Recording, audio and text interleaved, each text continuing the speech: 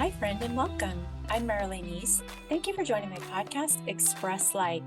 I believe we each have a unique gift and ability. Being created by nature, I had the desire to start my own business, and I know firsthand how important it is to blend creativity and business together. It has not always been easy for me, but I have successfully built my boutique serving people from all over the world. Because of my experience, I am passionate about helping others like myself who are looking to express light in their own lives through their gift, skill, or talent, and make a living doing it. If that's you, tune in each week as I provide tips, interview those who are successful in their craft, as well as share enlightening stories of how to build a business as a creative entrepreneur. Welcome to Express Light. Hello, this is Marilee, and I am so excited to be joining with Ginger, CEO and founder of Grace Kingdom Beauty.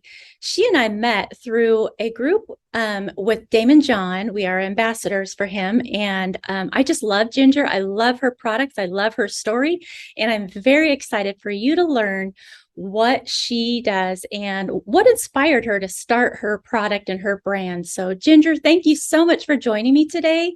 I would love for you to give my listeners a little background story of who you are and what products you sell, and then what inspired you to start this. Thank you. It's my pleasure to be here.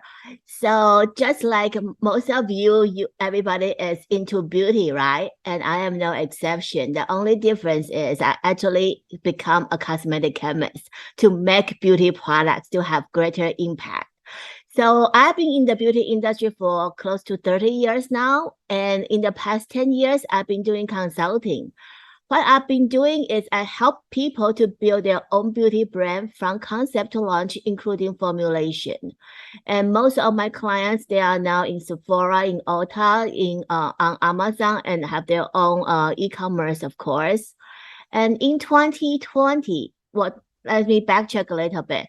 On March of 2019, I was with my personal mentor, Daymond John of Shark Tank, at his FUBU launch event in Century 21 in New York City. And he took out a lip balm in front of me and used. I was like, Daymond, if it's something that close to you, that's in your pocket, on your lips, it has to be mine because I'm a cosmetic chemist. And because Daymond John is a public speaker, he talks like 300 days out of 365. A very nice lip balm is extremely critical. And if you just do a competitive landscape of all the lip balms out there, you will find they have undesirable ingredients such as petrolatum. If they are not USP grade, they can have carcinogenic substance in there. Lanolin, if it's from the wool grease, which long-term use can have contact dermatitis. Or beeswax. People's like, what's wrong with beeswax? It's natural, right? Sure, beeswax is natural, but think about how you get the beeswax from. You get it from the beehives where bees live. How do you like your house to be disturbed for human vanity? This is the reason why when I started the brand with the lip balm, I said I will not use those 3 ingredients, and I guarantee you, you take out any lip balm, you're gonna find at least 1 or 3 of the ingredients I described. So instead, what I have is a product full of superfoods like flaxseed, coconut, almond, avocado, and the clinically proven sea asparagus, known to boost hydration by up to 6,000% over 28 days. And you say, this is a lip balm developed for Daymond John. He's a public speaker. What does that have to do with me, right? Just think about it. If you're using a lip balm that is created for a motivational speaker, what it's gonna do for you? If when you use a lip balm before you speak, or even any conversation with anyone, it can empower your confidence because it was built for a shark.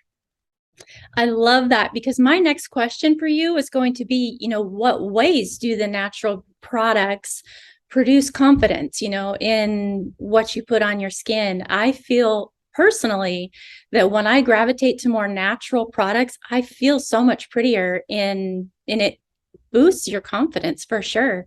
So I was wondering, your perspective on that. As a chemist, I have to say, not all natural products are good because poison ivy is also natural. However, being a cosmetic chemist, I am very selective on the type of natural products that I used.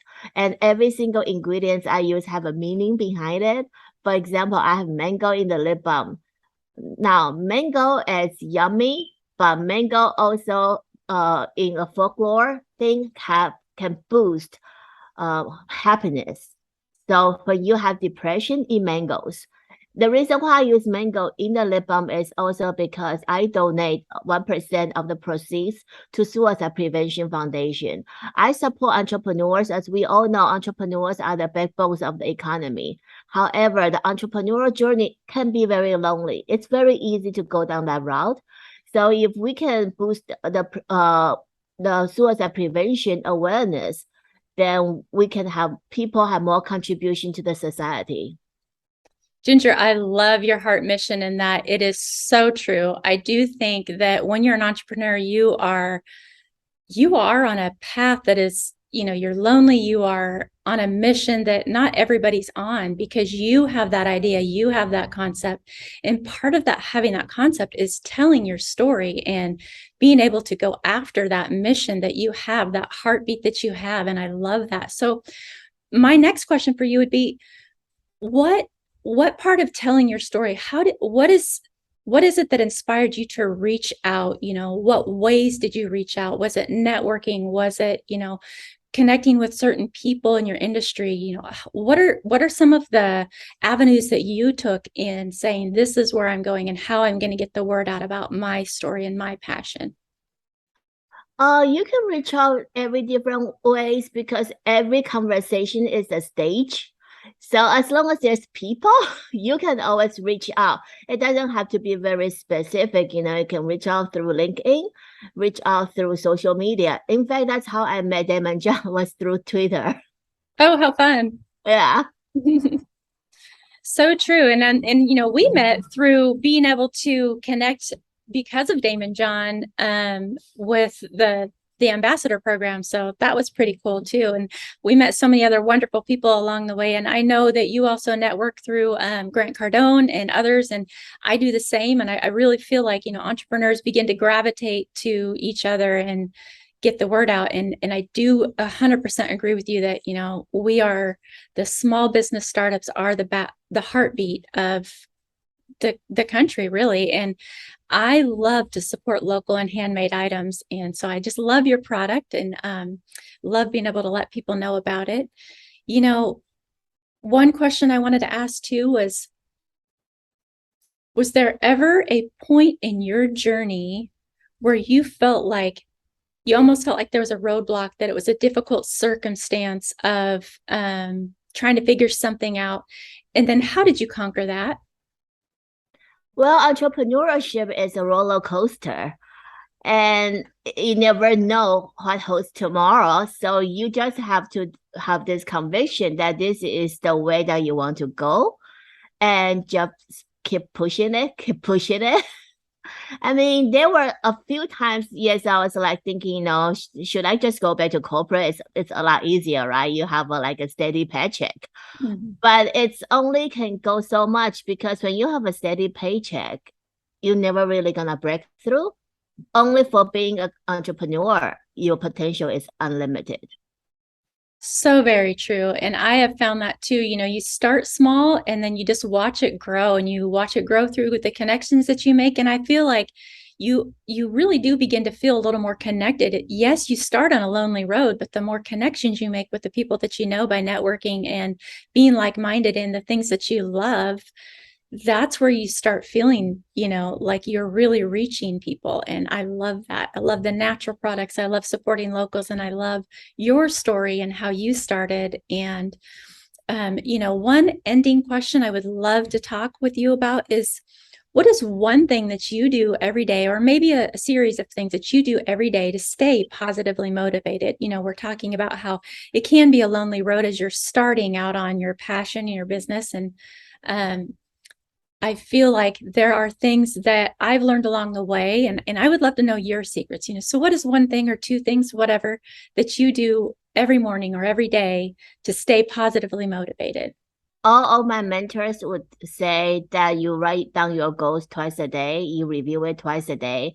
When you hit your hard rock, you read it again. So reading the goals, I'm not gonna be like lying. I don't do that as much as I should, but writing the goals down twice a day definitely will help. What one thing I do though, I am constantly investing in myself every single day. I have multiple Zoom calls with mentors every single day. And every single course, I always show up because the first rule of success is show up. You don't show up, you are already like saying I surrender to reality. So I show up. Amen. I love that. That was a good one for sure. I just 100% resonate with that. I have coaching mentors as well, and I agree. And, we all need that inspiration. And I have to say, Ginger, you're an inspiration for me. I've watched you along the way. I've watched you take your path to success, and I'm seeing you grow and expand your business, and it's amazing. And I'm so grateful that you've joined me today. I love your products, and I'm so happy that I've been able to introduce you and the story behind your products to my listeners. So thank you so much for joining me today, Ginger. Thank you.